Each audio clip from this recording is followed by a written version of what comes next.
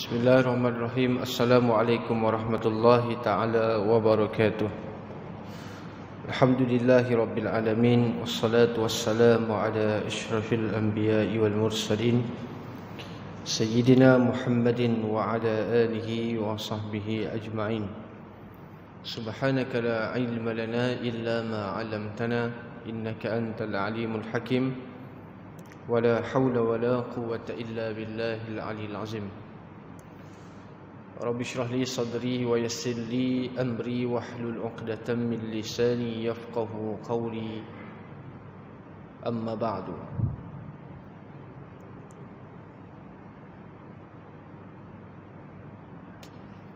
Qala an Anas radhiyallahu ta'ala anhu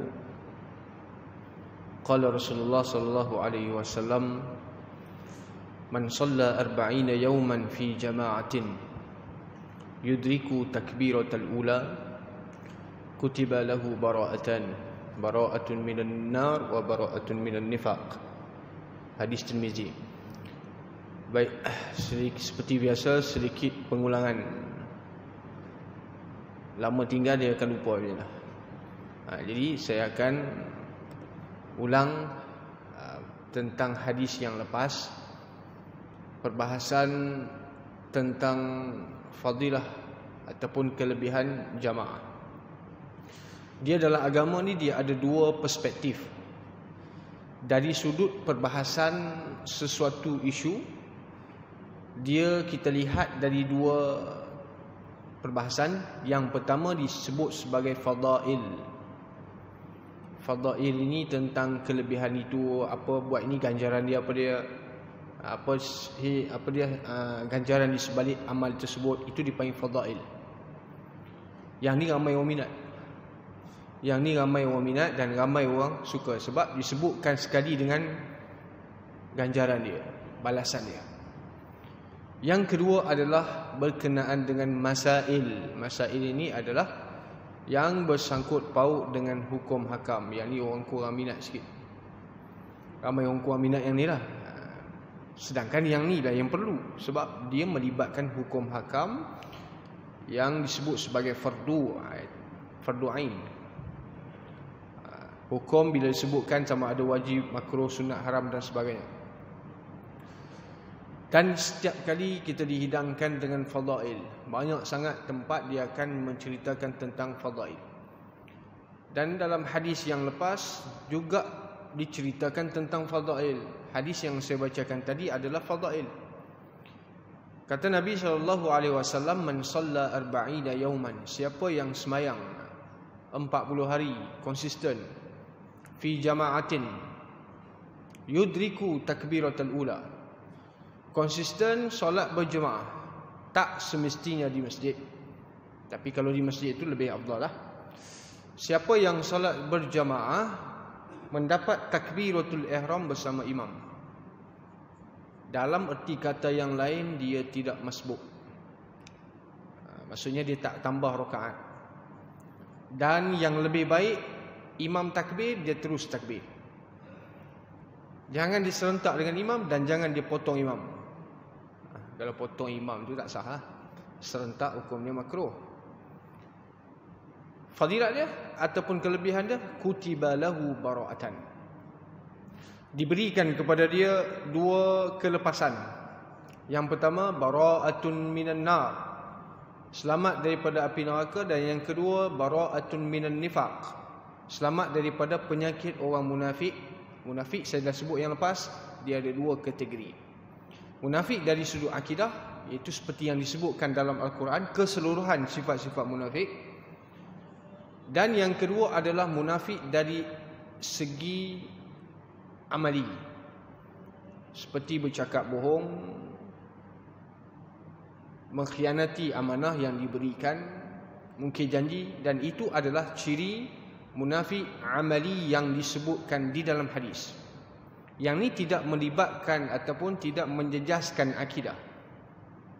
Bercakap bohong tidak menjejaskan akidah, dia masih lagi muslim tapi berdosa. Mengkhianati amanah tidak menjejaskan akidah, dia masih lagi muslim, kecuali dia menghalalkan perkara yang haram. Itu lain cerita. Dan munafik yang disebutkan dalam Al-Quran kesemuanya melibatkan akidah. Sebab itu apabila kita nak kata oh tak boleh, ini tanda orang munafik, munafik ni kafir, tak, itu sifat yang disebutkan dalam akidah. Orang Muslim sekarang ni tak ada kot munafik yang disebutkan di dalam Al-Quran. Baik, isu tentang jamaah, dia bukan isu tentang fadilat. Kadang kita duk bilang 27, 25, bukan itu isu dia.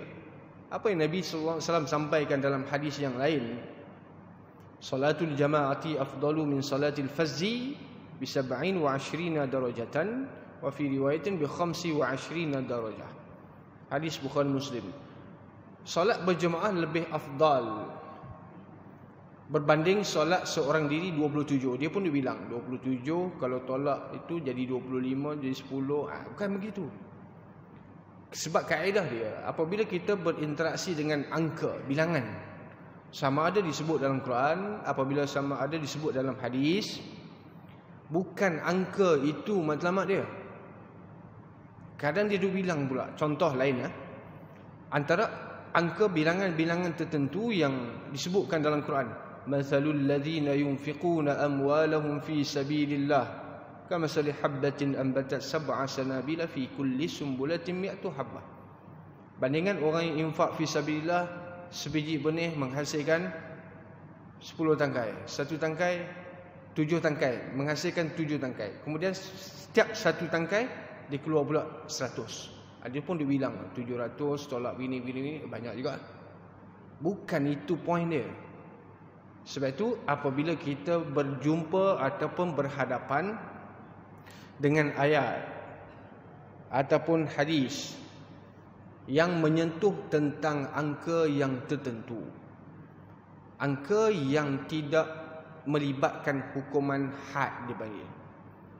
Kalau angka yang melibatkan had, yang melibatkan saksi dan sebagainya, itu tak boleh kurang. Contohnya bilangan saksi apabila berlaku qazaf ataupun tuduhan zina ke 4 orang, itu tetap. Maksud saya tentang fadilat sesuatu amalan. Fadilat sesuatu amalan disebutkan angka secara khusus. Dia pun dia bilang 700. Bukan itu poin yang Tuhan nak sampaikan. Maksudnya Allah nak bagi tahu Allah boleh beri banyak lagi. Kamu buat sikit, berlipat-lipat kali ganda, berapa ratus, 1000, sejuta pun Tuhan boleh bagi. Bukan setakat 700 walaupun sebut 700. Begitu juga solat berjemaah bukan 27 saja. Dia bilang 27. Bahkan Tuhan boleh beri lebih daripada itu lagi. Tapi itu bukan isu. Sebab tu al-adadu la mafhumalah. Kalau yang mempelajari usul fiqh dia tahu, adat bilangan tertentu tidak ada mafhum. Maksudnya kita tidak boleh jadikan hujah di situ.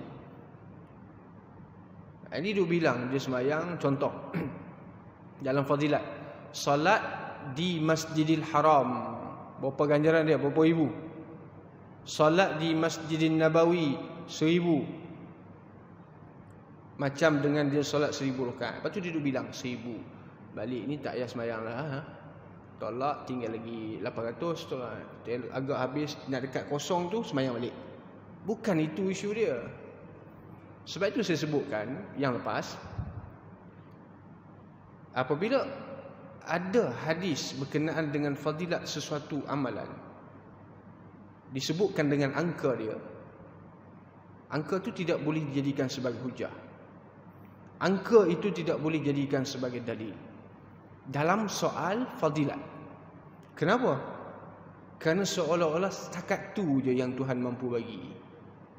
Bahkan Allah boleh berikan lebih daripada itu lagi. Cuma Tuhan nak sampaikan dan Nabi nak sampaikan banyak berlipat kali ganda.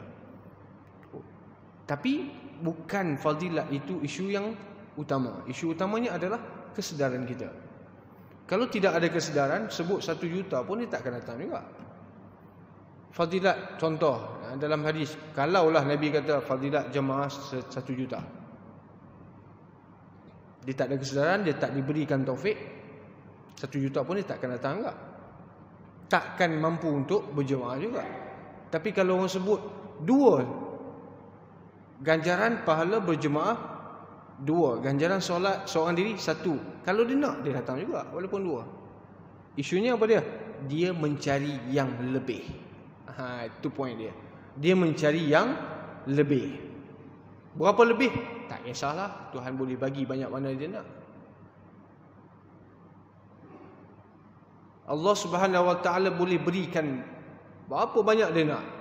Bukan 10, bukan 20, bukan 2, bukan 3. Tapi dia mesti tanamkan dalam diri, saya nak yang lebih. Itu sikap sahabat Nabi. Sikap sahabat Nabi dia apa? Saya nak lebih daripada orang lain. Sahabat dia tak tanya kepada Rasulullah, wahai Rasulullah, apakah amalan baik yang boleh saya buat? Tak. Tapi mereka akan bertanya, wahai Rasulullah, apakah amalan terbaik yang saya boleh buat, yang saya perlu buat? Kalau kata amalan baik, semua orang buat baik. Zaman itu dikenali sebagai zaman salaf. Kebanyakan majoriti sahabat ni semua buat baik. Setakat semayang tahajud itu normal saja. Tak ada yang luar biasa, tak ada yang pelik. Setakat khatam Quran sehari, satu kali khatam satu hari, itu tak ada yang pelik di kalangan para sahabat. Tak ada benda yang pelik. Imam Syafi'i pun satu hari 2 kali khatam. Macam mana disebutkan khatam itu? Saya tak nak bahas ni. Sebab dalam logik akal kita kata, boleh ke? Kita baca satu juz pun 1 bulan pun habis. Boleh ke? Jangan kita ukur dengan diri kita. Bila kita ukur dengan diri kita, semua tak boleh. Tapi bila kita ukur kepada tempat ataupun kepada orang yang betul-betul layak, lebih daripada itu pun boleh. Jadi pada zaman salaf itu dijanjikan sebagai zaman kurun terbaik. Dan Nabi SAW sendiri janji, khairul qurun qarni, summa alladhi yalunahum, summa alladhi yalunahum, summa alladhi yalunahum. Sebaik-baik zaman adalah zaman aku. Nabi kata, summa alladhi yalunahum, kemudian zaman seterusnya. Ini pun zaman sahabat, zaman tabi'in. Itulah yang disebut sebagai zaman salaf yang dijanjikan terbaik ataupun kebaikan. Sebab tu Nabi guna khairu. Khairu ni maksudnya apa? Sebaik-baik. Jadi ke sahabat ni tak tanyalah Rasulullah apa amalan baik. Sebab baik lawan dia jahat. Tapi mereka bertanya, wahai Rasulullah, apakah amalan terbaik? Terbaik lawan dia baik. Itu senang kita nak faham. Sebab tu mereka dipuji oleh Allah Subhanahu Wa Taala, kuntum khaira ummatin ukhrijat linnas. Asalnya ayat ini kuntum, kamu itu dah ditujukan kepada sahabat Nabi secara khusus. Kalau kita faham secara umum, dia ditujukan kepada umat Nabi sallallahu alaihi wasallam. Itu dipanggil kaedah apabila kita nak pelajari Al-Quran, dia ada apa? Al-ibratu bi'umumil lafzi la bi khususis sabab. Bila sebut dalam Quran kamu tu bukan hanya kena kepada orang yang dituju cakap pada awal asbabun nuzul, tetapi diguna pakai sampai kiamat. Sebab tu Al-Quran itu kekal relevan, sebab bi'umumil lafzi la bi khususis sabab. Dia diguna pakai lafaz yang umum, bukan sebab tertentu. Baik, itu adalah berkenaan dengan fadilah yang saya telah sebutkan yang lepas. Kemudian sambungan berkenaan hadis sifat salat. An Abi Hurairah radhiyallahu taala anhu anna Rasulullah sallallahu alaihi wasallam qala, "Idza qumta ila shalah fa asbaghil wudu." Hadis ini dia ada asbabul wurud. Asbabul wurud ni sebab apa Nabi boleh cakap macam ni. Seperti Al-Quran dia ada asbabun nuzul. Maka hadis dipanggil asbabul wurud. Tapi tak ke semua hadis dia ada asbabul wurud. Tak ke semua hadis dia ada sebab ataupun punca kenapa Nabi boleh cakap begitu. Kata Nabi SAW, yang mana asbab hadis ini diucapkan oleh Nabi kerana baginda melihat orang yang musi'us salah, yang semayang dia tu tak betul, semayang dia tu rosak. Tentang asbab wurud ataupun punca kenapa lafaz hadis ini diucapkan oleh Nabi, seperti mana disebutkan dalam hadis Tirmizi. Seorang lelaki dia datang masuk ke dalam masjid. Dia duduk di sudut penjuru masjid. Dalam riwayat yang lain menyebutkan itu adalah Badui. Itu adalah Badui. Ini penting, kita bukan baca satu hadis, kena lihat hadis-hadis lain. Sebab untuk menggabungkan riwayat supaya faham satu hadis secara keseluruhan. Dia semayang, kemudian baginda memerhatikan gerak-geri dia, memerhatikan solat dia. Kemudian apa yang disebutkan, Nabi panggil dia, lalu mengatakan, irja' fasalli fa innaka lam tusalli. Semayang, kamu belum semayang lagi. Dia pun pergi semayang. Kemudian dia datang kali kedua, fasallama alaih, lalu Nabi menjawab wa alaih. Dia bagi salam kat Nabi, Nabi jawab. Dia kata sudah. Nabi kata belum. Irja' fasalli fa innaka lam tusalli. Semayang lagi, kamu tak semayang. Itu antara asbabul wurud. Lalu Nabi mengucapkan hadis ni yang saya bacakan tadi, apa dia? Idza qumta ila salah, apabila kamu nak semayang, fa asbiril wudu. Asbiril wudu ni maksudnya perbetulkan wuduk kamu. Kerana wuduk dipanggil sebagai muqaddimah solat. Dia, kalau kita tengok wuduk ini, dia dari sudut fadilat dia ada. Dari sudut kelebihan tentang, dari sudut bacaan-bacaan tertentu, setiap anggota itu tidak disebutkan. Bahkan Imam Nawawi mengatakan itu adalah satu bid'ah, perkara yang tidak dilakukan oleh Nabi sallallahu alaihi wasallam. Basuh muka nak baca apa, basuh tangan nak baca apa. Tetapi dimuatkan oleh Imam Nawawi dalam kitab Al-Azkar. Dia mengatakan kalau nak baca tidak ada masalah. Tetapi nak menganggap itu adalah berdandaskan hadis Nabi dan Nabi buat ataupun Nabi suruh, itu satu kesalahan. Kerana takut termasuk dalam kategori man kadzaba alayya muta'ammidan falyatabawwa maq'adahu minan nar. Siapa yang berdusta menggunakan nama aku, kata Nabi, maka tempat dia dalam neraka. Nak buat, tapi jangan menganggap itu adalah satu sunnah Nabi. Itu kita punya, apabila kita berinteraksi dengan satu-satu amalan, kita nak buat satu-satu amalan, kadang-kadang ni habis semua dicopkan sebagai sunnah. Semua nak label kata sunnah kan. Rupanya dia ni orang menega. Bila sebut nama sunnah tu orang nak belilah mungkin. Dia letaklah sunnah. Semua sunnah, madu sunnah, apa lagi, semua nak disandarkan kepada sunnah. Setiap hari bulan jual baju Melayu dengan samping pun samping sunnah. Baju Melayu sunnah kan. Tapi semua nak disunnahkan. Kita kena faham sunnah yang perlu diikuti dan sunnah yang kita tak boleh ikut. Sunnah yang tak boleh ikut tu dipanggil sunnah khususiat Nabi. Orang lain tak boleh buat. Puasa wisal tak boleh buat. Puasa wisal bersambung esok lusa tulat.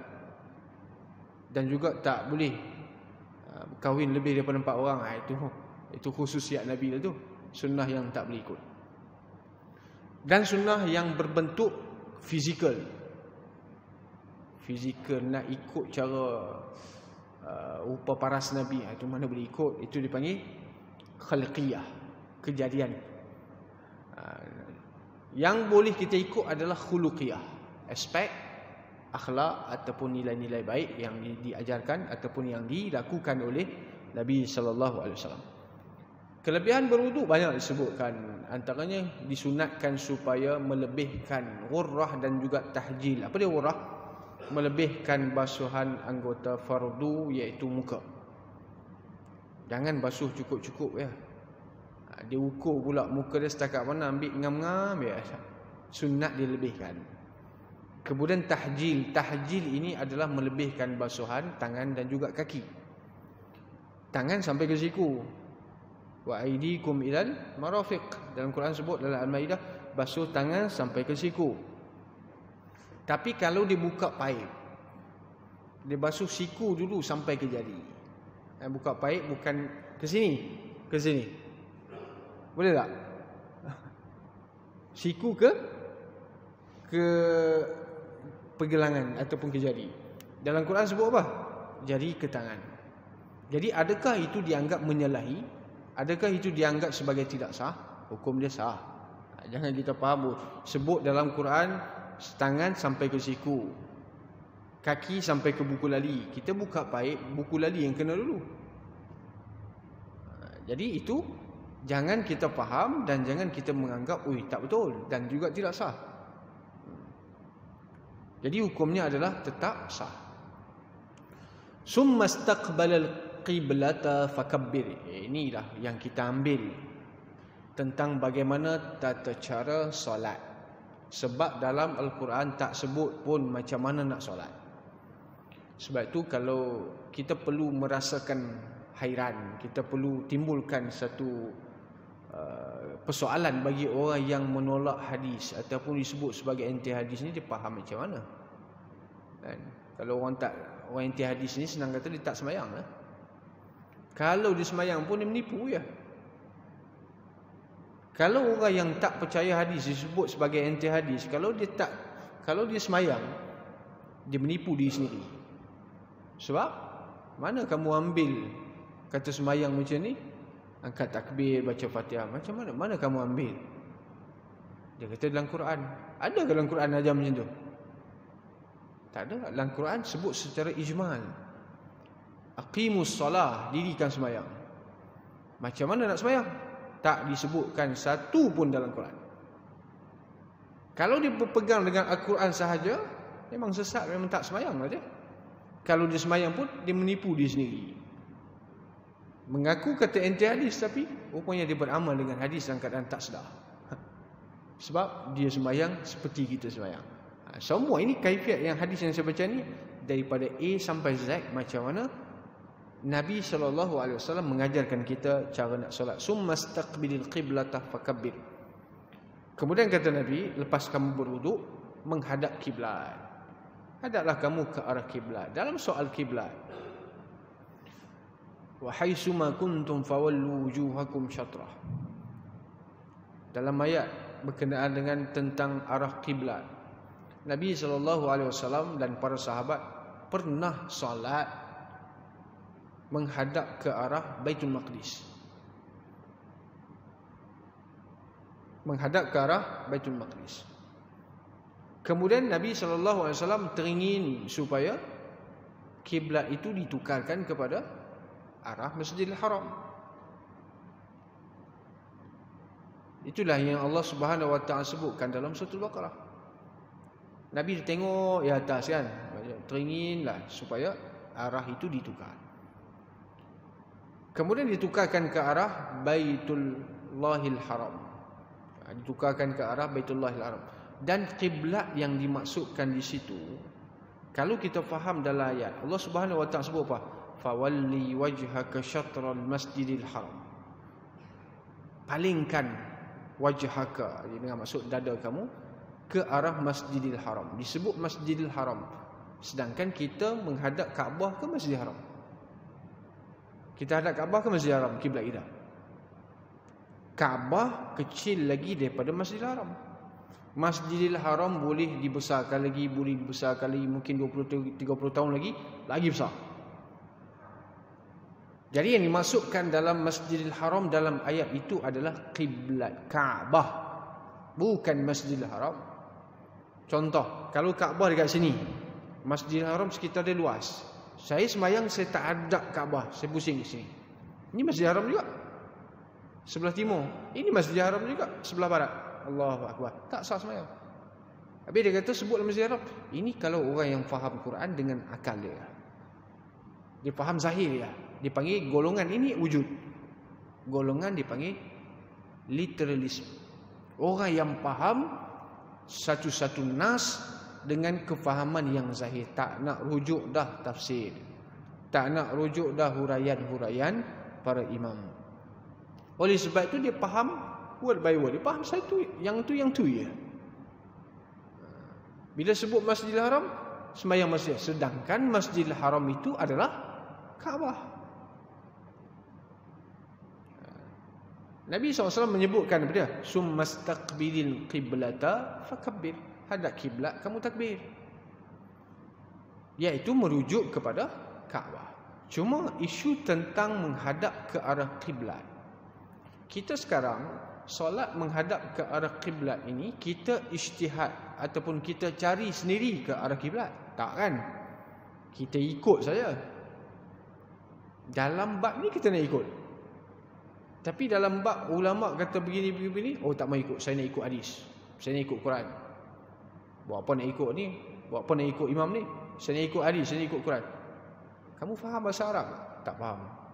Ikutlah orang yang faham. Dalam bab arah kiblat, kita ijtihad sendiri ke arah kiblat.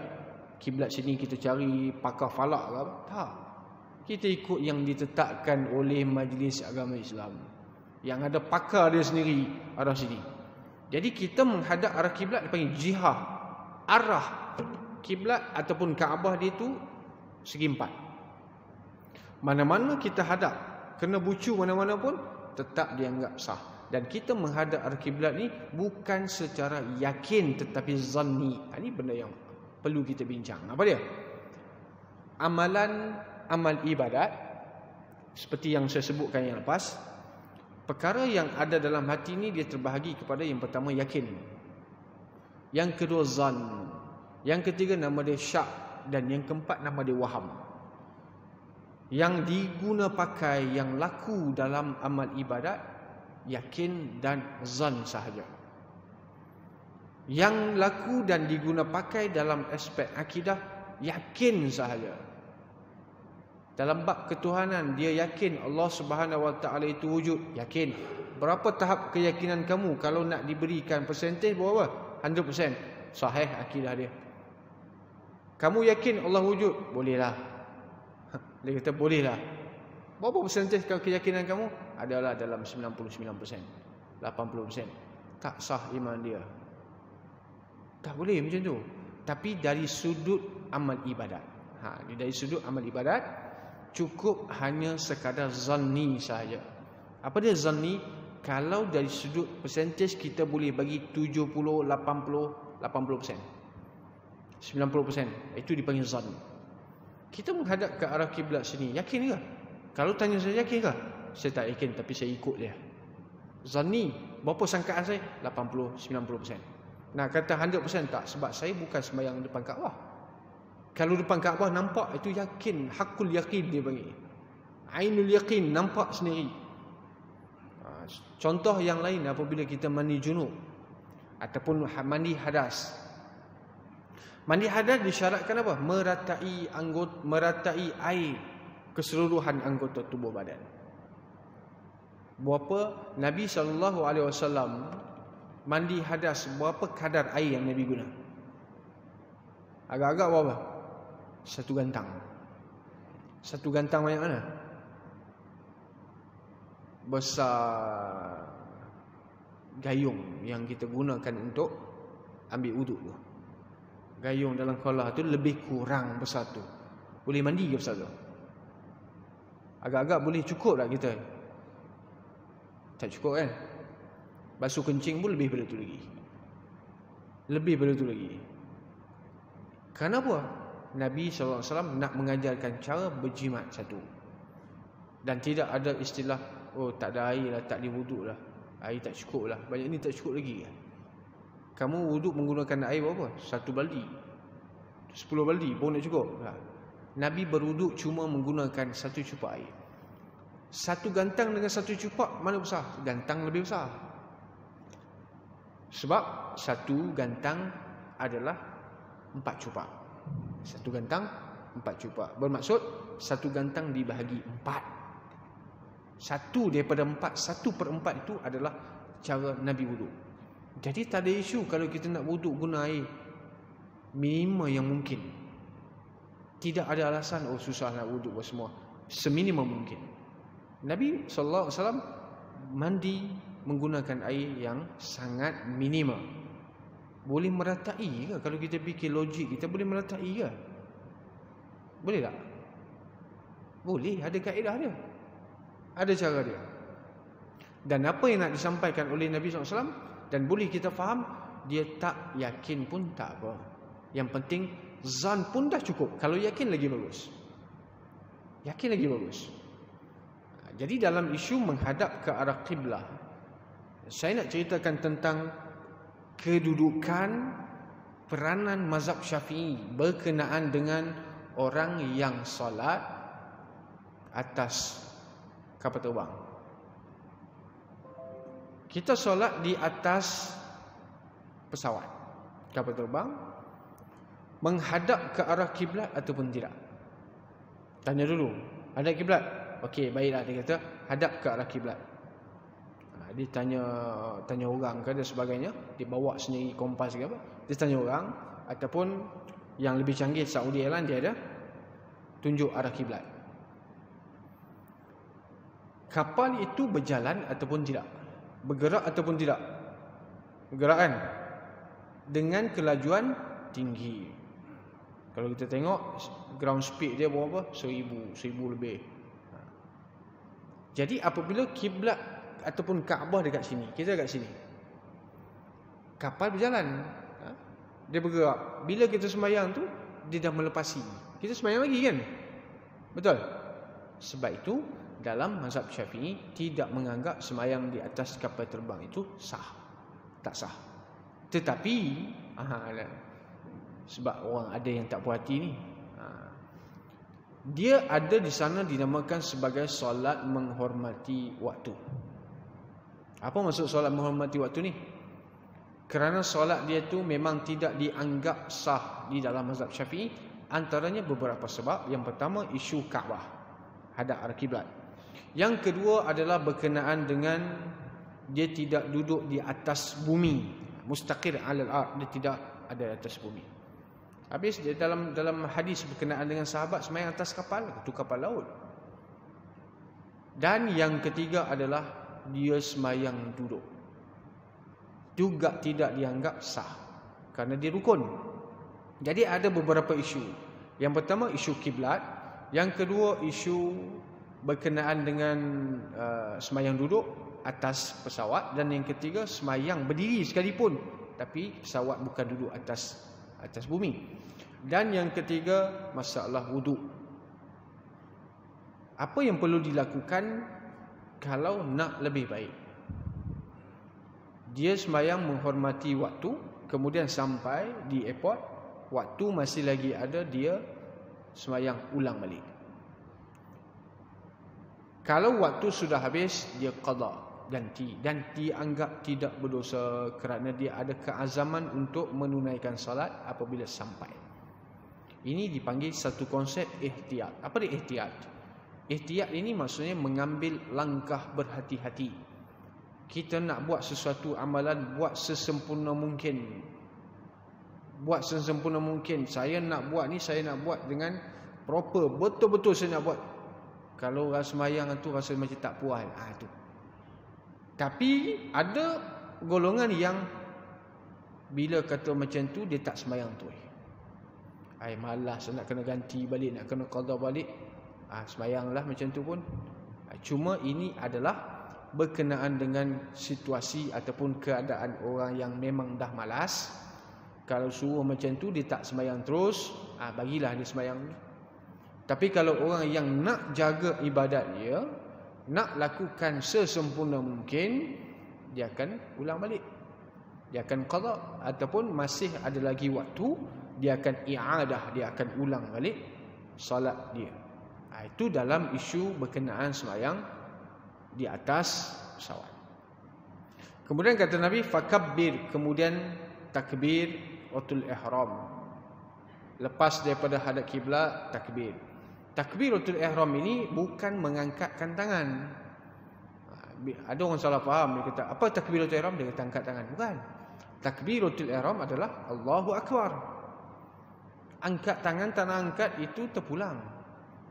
Itu bukan satu kewajipan, itu adalah sunnah. Tapi kalau dia nak sempurna, dia angkat tangan. Hazwa mankibai. Nabi SAW mengangkat tangan, hazwu mankibai adalah menyamai paras bahu. Itu maksud hazzu mankibai. Waqra bima tayassara ma'aka minal Quran. Kemudian baca ma tayassara ma'aka minal Quran. Inilah yang menjadi perselisihan faham di kalangan ulama. Jadi saya nak ringkaskan apa yang ulama faham di sebalik hadis. Faqra ma tayassara ma'aka minal Quran. Baca yang mudah bagi kamu di dalam Al-Quran. Maka di sini mazhab Syafi'i, Imam Malik dan juga Imam Ahmad bin Hanbal, mereka memahami bahawa ayat ataupun hadis ini merujuk kepada bacaan surah. Merujuk pada bacaan surah. Apa yang surah yang mudah bagi kamu? Kamu bacalah. Fatihah tetap rukun. Apa surah yang mudah bagi kamu? Saya ingat Qul Huwallah lah, yang lain tak ingat, tak hafal. Kalau saya cuba nak hafal, cuba nak baca pun nanti salah baca pula. Panjang pendeknya apa semua berterabur ayat. Saya ingat Qul Huwallah, baca Qul Huwallah. Yang mudah bagi kamu. Jangan kamu cuba-cuba nak buat yang susah bagi kamu. Faqra ma tayassara ma'aka minal Quran. Dia berkenaan dengan Quran ini, dia satu isu yang agak selalu kita dengar orang buat tentang apa? Ada satu hadis daripada Sa'ad bin Sahal As-Sa'idi. Dia cerita Nabi SAW pernah dipelawa untuk, ada seorang wanita dia bangun, dia menawarkan diri dia untuk berkahwin dengan Nabi. Dia menawarkan diri untuk kahwin dengan Nabi. Kemudian baginda nak jaga air muka dia. Nabi kata apa? Siapa yang nak kahwin dengan wanita ni? Baginda tak kata, minta maaf lah, saya tak mau. Tak nak jaga air muka dia. Nabi tanya. Kemudian ada seorang dia bangun. Dia kata, saya nak. Nabi kata, apa yang kamu ada? Tak ada apa. 1 sen pun tak ada. Nak kahwin. Nabi kata, kamu hafal Quran? Hafal. Okey, jadikan Quran itu sebagai mahar. Jadi orang duk faham, dia jadikan sebagai trend. Trend sekarang kan daripada hafalan Al-Quran ataupun baca Al-Quran itu dijadikan sebagai mahar. Dia silap faham hadis. Macam mana silap faham hadis? Yang Nabi SAW sebut, iltamis walau khataman min hadid. Jadikan mahar walaupun sebentuk cincin besi. Kalau tak ada langsung, bau Quran. Ini ada mampu, ada duit, mampu menjadikan mahar yang boleh dijadikan manfaat, diambil manfaat oleh orang perempuan. Tiba-tiba nak jadikan juga Al-Quran itu sebagai mahar. Ini salah faham. Bukan dia tak mampu. Baik, jadi sekadar itu dulu. Ada soalan kan? Saya nak berhenti awal. Nak kok ada yang nak soal. Itu ada mic di situ.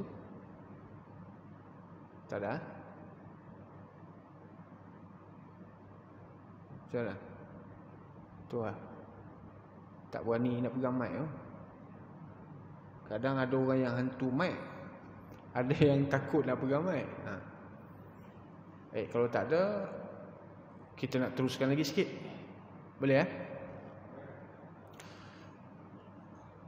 Summarka' hatta tatma'inna raki'an. Kemudian rukuk sehingga kamu rukuk dalam keadaan yang sempurna.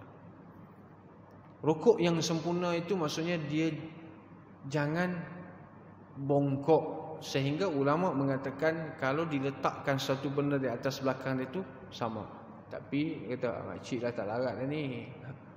Kalau rokok pun bongkok rokok pun tak berapa nak beli nak betul. Itu cerita lain, itu isu lain.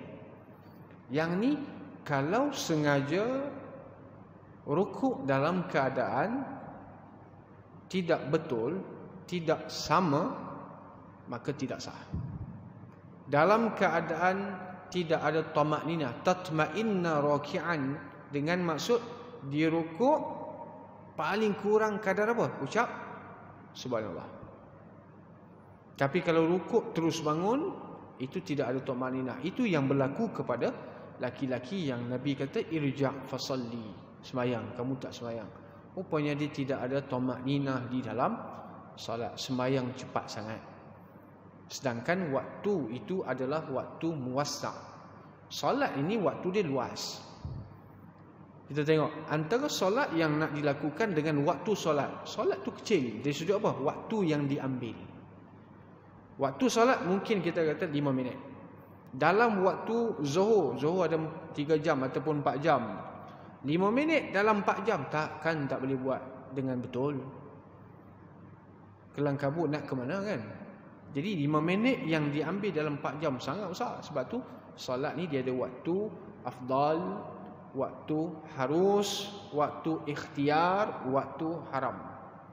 Bila waktu afdal? Awal waktu. Bila waktu harus? Bila-bila waktu kamu nak buat, boleh. Bila waktu haram? Apabila masa solat itu tidak cukup untuk dimasukkan di dalam waktu solat. Contoh, solat yang diperlukan ataupun masa yang diperlukan untuk solat sekali dengan wuduk 10 minit. Sebagai contoh, 10 minit. Daripada awal wuduk sampai beri salam 10 minit. Waktu maghrib cuma tinggal 5 minit. Cuma tinggal 5 minit. Senang cakap, apabila dia takbir Allahu Akbar, dah habis waktu. Dah habis waktu. Itu dipanggil waktu haram. Apabila apa? Apabila waktu solat lebih besar daripada, apabila waktu nak sembahyang lebih besar daripada waktu solat.